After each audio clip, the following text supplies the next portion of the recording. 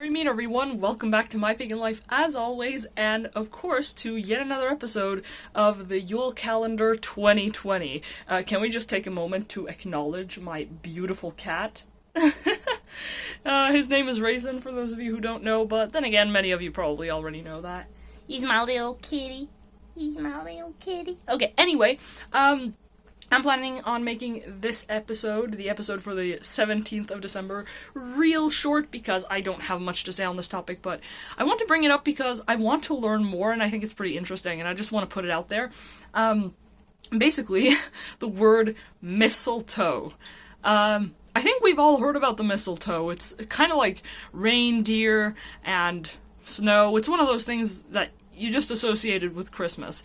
I live in a country where there isn't mistletoe at all, or at least if there is, there's not much. So I don't have a real relationship to the mistletoe as a plant, but I've tried to read up on it a little bit, and it's actually really interesting. So obviously, what we know from Christmas traditions, and traditions here in the West, that we look upon the mistletoe as this, plant of, I guess, romance and good fortune in a way, especially romance and that direction.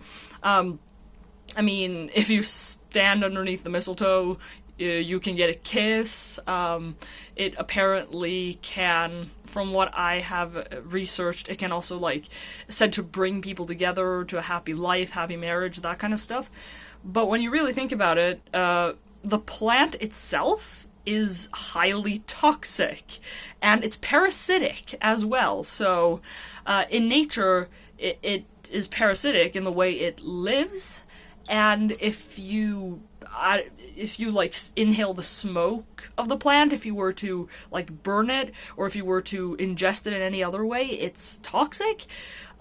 Which I think is a little bit of a funny contrast, which serves to kind of balance it out, which kind of makes me wonder what makes it associated with romance and hope and all that stuff that we associated with considering Christmas traditions and I guess Yule traditions. This is probably the subject matter that I'm the most ignorant about, if you will, guys, so if you have any knowledge whatsoever, make sure to let me know down in the comments below.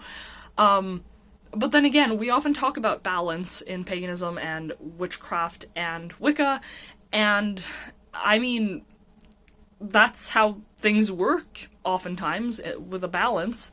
Just because a plant is highly toxic doesn't mean it can't be good for other things, or that toxicity has its inherent properties which makes it possible to use it for something beneficial for us. I mean, if we're thinking of it in a larger context, I mean, oftentimes the way we find remedies for illnesses or conditions is by taking a poison or by taking something that's not good for us and either using that to figure out a cure or making the cure based on that poison or that toxicity. So anyway, guys, those are just my general thoughts. If you have any thoughts or you have some knowledge on the subject matter, make sure to let me know down in the comments below.